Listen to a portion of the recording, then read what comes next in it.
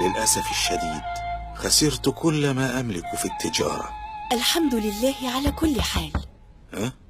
من يطرق الباب الآن؟ افتح يا حاج سعيد، نحن من اشترينا منك بيتك القديم.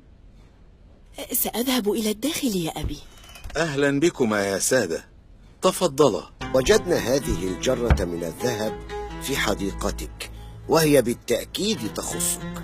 لا، إنها ليست لي. هي إذن لأحد أجدادك، فقد كانت مدفونة في حديقتك. ولكن الحديقة لم تعد ملكي، فلقد بعتها لكما مع البيت. بعت لنا البيت والحديقة ب1000 درهم، وهذه الجرة تساوي 100,000 درهم، فكيف نستحلها؟ هذا نصيبك، ولو كانت من نصيبي لعثرت عليها عندما كنت أملك المكان. اسمع يا سيد سعيد، لن نستحل شيئا ليس من حقنا. خذ. وأنا أيضا لا أخذ شيئا بعد أن بعته. خذ. والمؤمنون والمؤمنات بعضهم أولياء بعض، يأمرون بالمعروف وينهون عن المنكر ويقيمون الصلاة ويؤتون الزكاة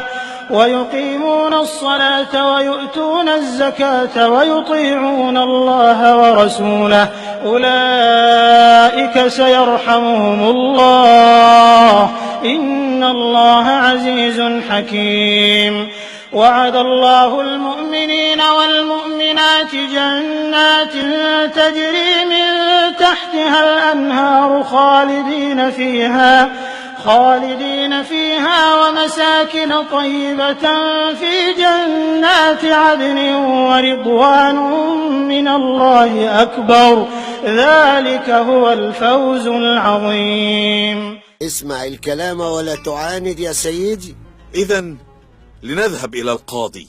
نذهب إلى القاضي. السيد عامر والسيد سعيد، ادخلا إلى حضرة القاضي. هذه أغرب قضية وردت علي طوال عملي بالقضاء. لن أقبل مالا ليس من حقي. وأنا كذلك. هل لك أولاد يا سيد سعيد؟ لي فتاة واحدة تجلس هناك. نعم رأيتها. وأنت يا سيد عامر؟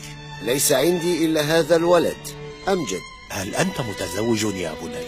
ليس بعد يا سيدي. هل تقبل أن تتزوج بتلك الفتاة؟ هذا شرف عظيم، بالتأكيد أقبل. وأنت هل تقبلينه زوجا لك؟ الرأي رأي أبي. حسنا، حلت القضية. يتزوج هذا الغلام الصالح بتلك الفتاة الصالحة، وأنفقا عليهما من المال وتصدقا. ومن يتق الله يجعل له مخرجا ويرزقه من حيث لا يحتسب، ومن يتوكل على الله فهو حسبه، إن الله بالغ أمره، قد جعل الله لكل شيء قدرا.